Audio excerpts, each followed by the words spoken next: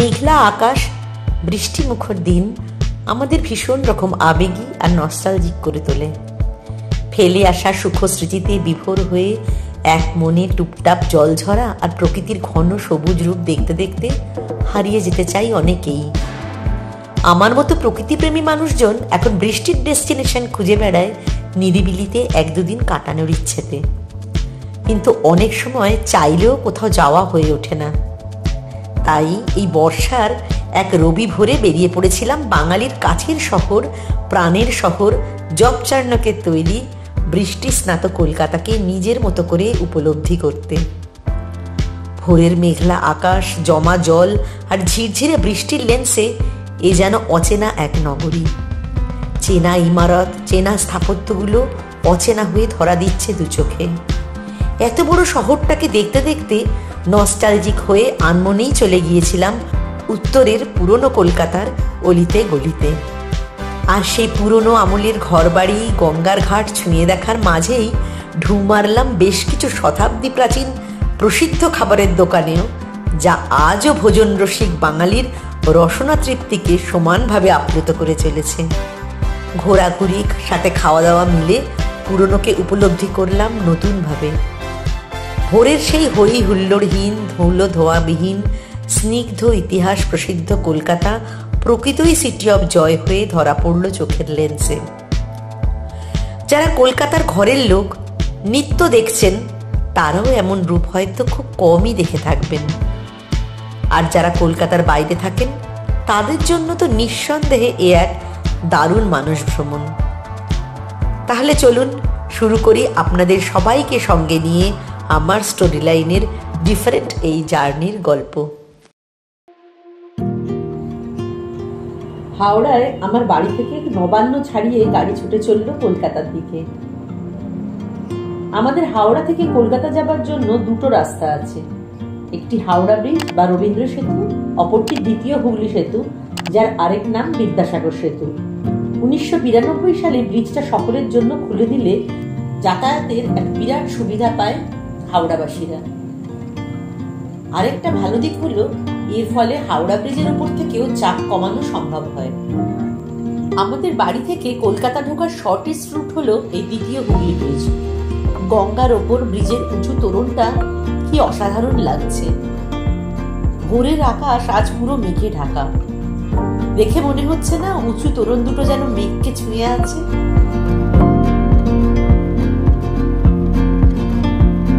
ওই দেখুন দূরে বাঁদিকে 42-র মাথা দেখা যাচ্ছে।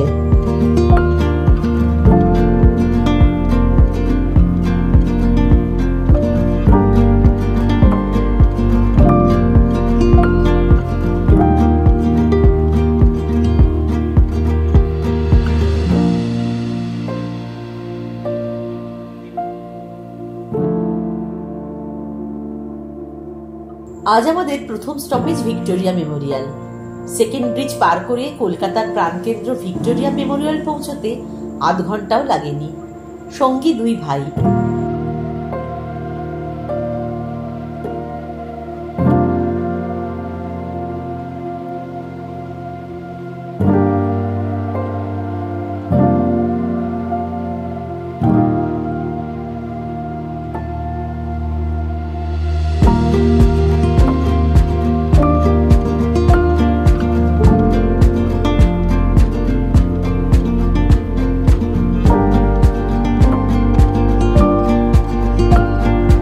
তাজমহলের অনুকরণে 1921 সালে কুইন ভিক্টোরিয়ার স্মৃতির উদ্দেশ্যে লর্ড কার্জনের তত্ত্বাবধানে এই সৌধটি নির্মিত হয়।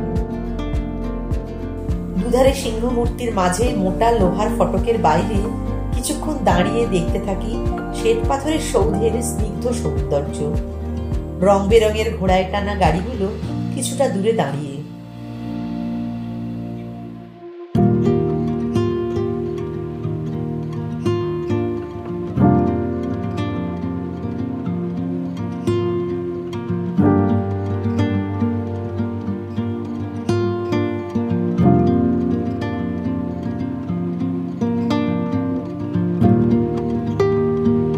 ভোর 6টার কিছু পর ভিক্টোরিয়ার সামনে ইতিউতি কিছু টুরিস্ট এসে হাজির হয়েছে। গেটের ভেতরে ঢোকার জন্য 10টার পর আসতে হয়। উঁচু উঁচু নানা ইমারতের পাশে আকাশ ছোঁয়া 42ও দৃশ্যমান এখান থেকে। একটু দাঁড়িয়ে বেরিয়ে পড়ি আবার। নন্দন, রবীন্দ্র সদন, একাডেমির মতো কলকাতার সংস্কৃতি চর্চার কেন্দ্রগুলো ছাড়িয়ে গিয়ে ঢুকি কলকাতার আরেক প্রসিদ্ধ ল্যান্ডমার্ক সেন্ট পলস ক্যাথিড্রাল চার্চে। এর ঠিক পাশে গায়ে লাগানো বিড়লা প্ল্যানেটোরিয়াম।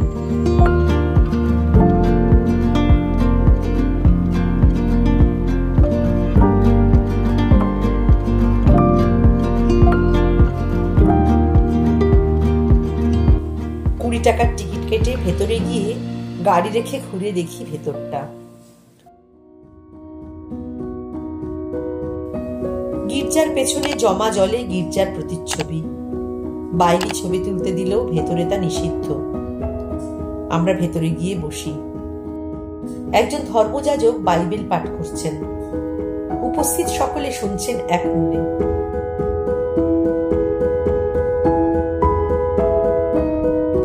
এই গির্জাটি তৈরি করেন বিশপ ড্যানিয়েল উইলসন 1847 সালে। কলকাতার সবচেয়ে বড় চার্চ এই সেন্ট পলস ক্যাথিড্রাল।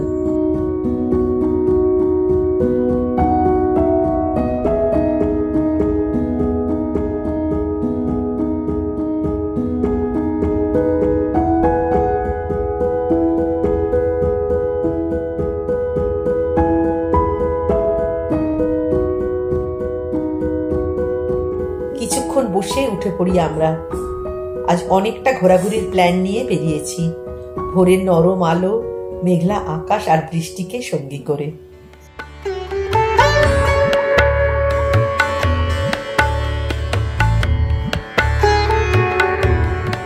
সবুজ ঘাসজমির পাশে সারি দিয়ে বড় বড় গাছ। গরমের ধূসর মলিন রুক্ষতা বৃষ্টি স্নানে একেবারে গাঢ় সবুজ, তরতাজা। আর এই সবুজই আমাদের অক্সিজেন।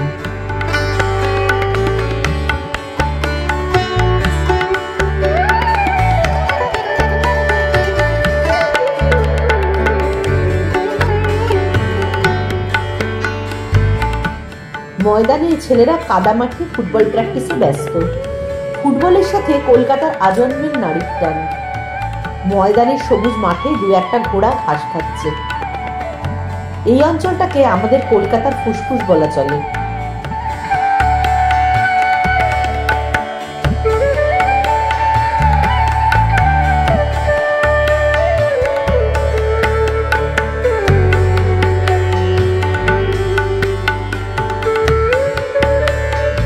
উঁচু উঁচু নানা ইমারতের পাশে আকাশ ছোঁয়া 42ও দৃশ্যমান এখান থেকে। নাম 42 হলেও 65টা ফ্লোর আছে বিল্ডিংটিতে।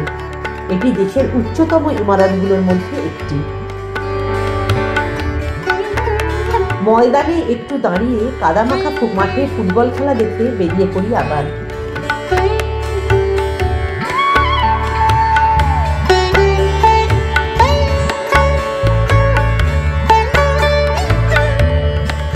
ফাঁকা red road, Eden gardens, Akashvani ভবনের পাশ দিয়ে নেতাজি ইন্ডোর স্টেডিয়াম ছাড়িয়ে গাড়ি চলল প্রিন্সেপ ঘাটের দিকে। পথে পড়ল বাবুঘাট। শ্রাবণ মাস, এখানে দূরপাল্লার বাসে বিভিন্ন জেলা থেকে গেরুয়াধারী ভক্তেরা এসেছে। শিবের মাথায় জল ঢালতে এখান থেকে ছড়িয়ে পড়বে যে যার নিজস্ব গন্তব্যে।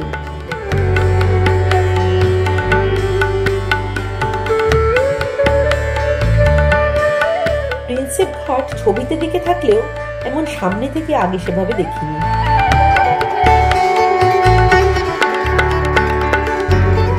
সাদা থামওয়ালা স্মৃতিসৌধের সামনে কার্পেটের মতো ঘন সবুজ মাঠ। সেখানেও বেশ কিছু ছেলে ফুটবলে ব্যস্ত। আছে মর্নিং ওয়াকার, জগার। প্রিন্সেপ ঘাটের সাদা থামওয়ালা বিল্ডিং এর ওপর দ্বিতীয় হুগলি সেতুর উঁচু অংশটি একটি ত্রিমাত্রিক সৌন্দর্য সৃষ্টি করেছে। কলকাতাকে এভাবে ভালোবেসে দেখতে গিয়ে এমন অনেক কিছুই দেখছি যা হয়তো আগে সেভাবে দেখিনি। গঙ্গার ধারে যাওয়ার পথে চক্ররেলের প্রিন্সেপ ঘাট স্টেশন।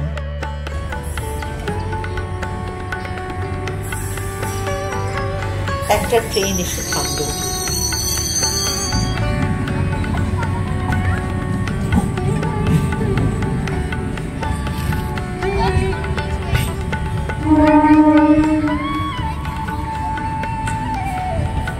আমরা লাইন পার করে চলে এলাম গঙ্গার ধারে, যেখান থেকে দ্বিতীয় হুগলি সেতুর রূপ শুধু দু চোখ ভরে দেখতে হয়।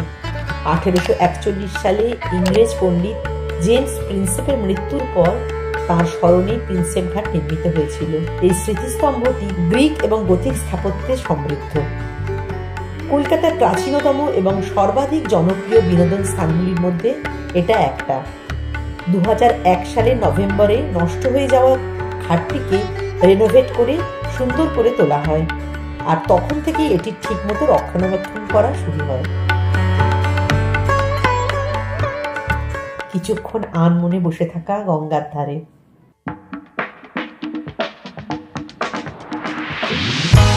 গাড়িতে বসে এবার চলেছি উত্তর কলকাতার উদ্দেশ্যে। পথে পড়ল ফাঁকা ধর্মতলা এরিয়া, যা মানুষের ভিড়ে নিত্যদিন গমগম করে।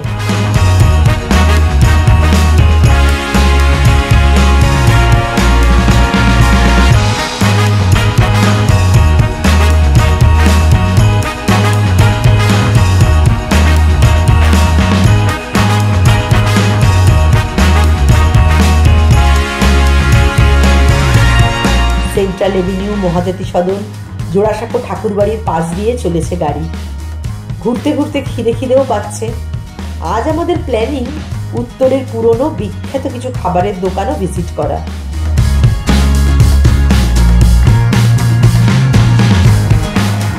বাঙালি ঘুরবে আর সাথে পেট পুজো থাকবে না, তা কি আর হয়? তবে আমার মতো কচুরি লাভার যখন সঙ্গে আছে, অথেন্টিক কচুরির দোকানে ঢু মারবো, তাতে আর সন্দেহ কি।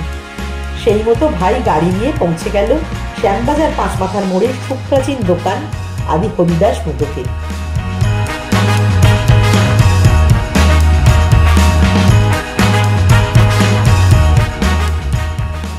আদি হরিদাস মোদকের ইতিহাস 2 শতাব্দীরও বেশি পুরনো।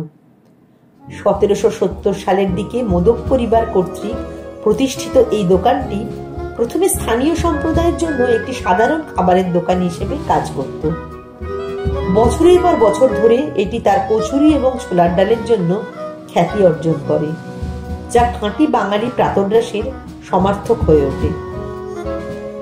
একটি ছোট ব্যবসা হিসেবে শুরু হওয়া এই দোকানটি এখন মোদক পরিবারের 6ষ্ঠ প্রজন্ম দ্বারা পরিচালিত একটি প্রতীকী গন্তব্যস্থল। দোকানটি কলকাতার সমৃদ্ধ সাংস্কৃতিক এবং রন্ধন সম্পর্কীয় ইতিহাসের জীবন্ত স্মারক, যা সত্যিই বিরল।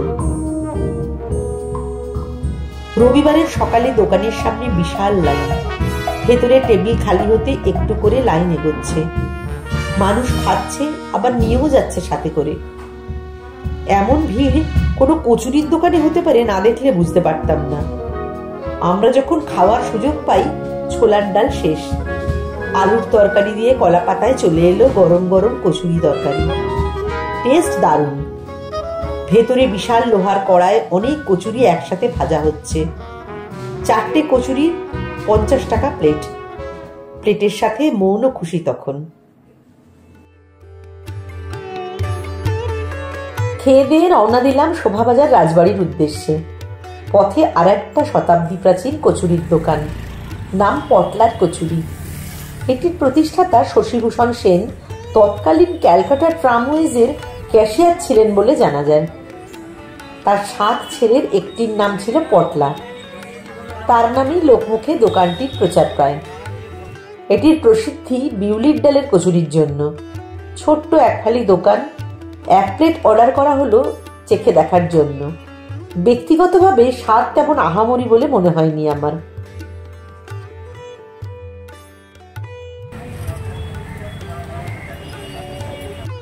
শোভাবাজার রাজবাড়ির পথে রাস্তার মাঝেই গোল করে ঘেরা নাট্যাচার্য গিরিশ ঘোষের বাড়ি গিরিশ ভবন। সেখানে রাস্তা ভাগ হয়ে গেছে ভবনের দুদিক দিয়ে। উত্তর কলকাতার স্থাপত্যে, সংস্কৃতিতে এভাবে পুরনো ট্র্যাডিশনকে নিয়েই এগিয়ে চলেছে আজও। নানান মনীষীর জন্ম হয় এখানে। সে ঐতিহ্য আজও সেখানে আলাদা করেই চোখে পড়ে। শোভাবাজার রাজবাড়ির প্রতিষ্ঠাতা মহারাজা নবকৃষ্ণদেব একজন সাধারণ অভিজাত হিসেবে জীবন শুরু করেছিলেন। পরে ব্রিটিশদের সেবায় বিশেষ করে সিরাজউদ্দৌলাকে উৎখাত করতে সাহায্য করে প্রচুর সম্পদ অর্জন করেছিলেন। তাঁর জীবদ্দশায় মহারাজা নবকৃষ্ণদেব দুটি প্রাসাদ নির্মাণ করেন, যা ছিল কলকাতার বৃহত্তম প্রাসাদ। ৩৫ রাজা নবকৃষ্ণ স্ট্রিটে অবস্থিত প্রাসাদটি শোভাবাজার রাজবাড়ি নামে পরিচিত। পরবর্তীকালে নবকৃষ্ণদেবের বড় ভাই গোপীমোহন তাঁর পুত্র রাজা রাধাকান্ত দেব উত্তরাধিকার সূত্রে এটি পেয়েছিলেন। এই শোভাবাজার রাজবাড়িতে মহারাজা নবকৃষ্ণদেব ১৭৫৭ খ্রিস্টাব্দে দুর্গাপূজা শুরু করেন। ৩ দিক ঘেরা সেই দুর্গা দালানের মাঝের সমতল অংশ পুজোর সময় ভিড়ে ঠাসা থাকে। পুজোর কদিন পরিবারের সদস্যদের সাথে বাইরের বহু মানুষের আনাগোনা চলে। মেঘলা রবিবারের সকালে সেদিন প্রায় জনশূন্য দুর্গা দালান, আর তার দুধারে লাল রঙা ঘরগুলোর খিড়কি দেওয়া কাঠের বন্ধ জানলার অন্দরে জমে থাকা কত ইতিহাস। কিছুটা ঘুরে দেখে বাইরে বেরিয়ে আসি আমরা।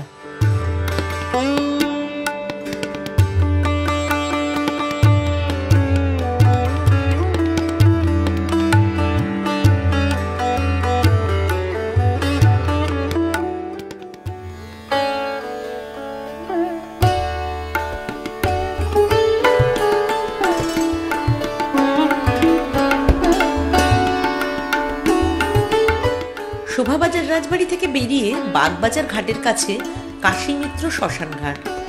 বাগবাজারের সরু ব্যস্ত রাস্তা ধরে গিয়ে সোজা গাড়ি থামে গঙ্গার ধারে।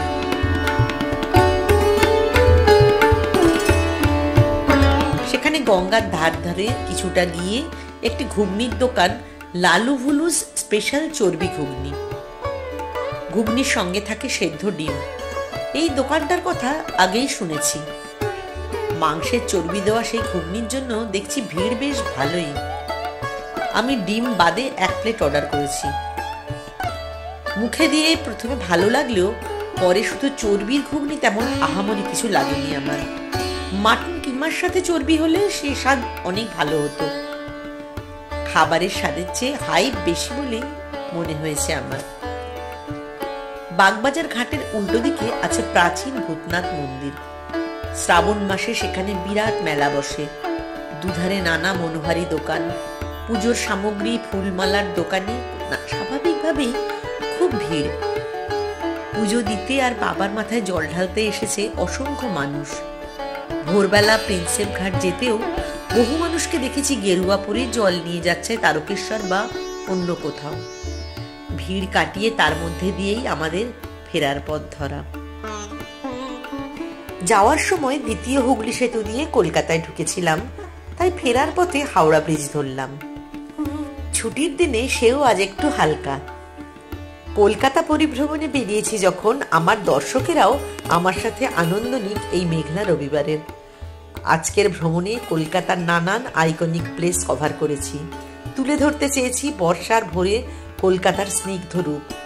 বৃষ্টি খুব কিছু পায়নি ঠিকই, তবে এই কলকাতা সফরের পুরো দিনই মেঘলা আকাশ আমাদের সঙ্গী ছিল। হাওড়া ব্রিজ পেরিয়ে ডান হাতে এশিয়ার বৃহত্তম স্টেশন হাওড়া স্টেশনের লাল ইমারতকে বাই বাই করে ঢুকে পড়লাম আরেক প্রবীণ শহর হাওড়াতে। কেমন লাগলো আজকের এই ঘোরাঘুরি? কমেন্ট করে জানাবেন। অপেক্ষায় থাকলাম। আর এরকম ভিডিও আরো অনেক নিয়ে আসবো আমার স্টোরি লাইনে। আর একটা কথা, যারা চ্যানেলের নতুন বন্ধু, সাবস্ক্রাইব করে রাখার অনুরোধ রইল চ্যানেলটিকে। নতুন কোনো জায়গার হদিশ নিয়ে কদিনের মধ্যেই আবার চলে আসছি। আজ চলি, সবাই ভালো থাকবেন। নমস্কার।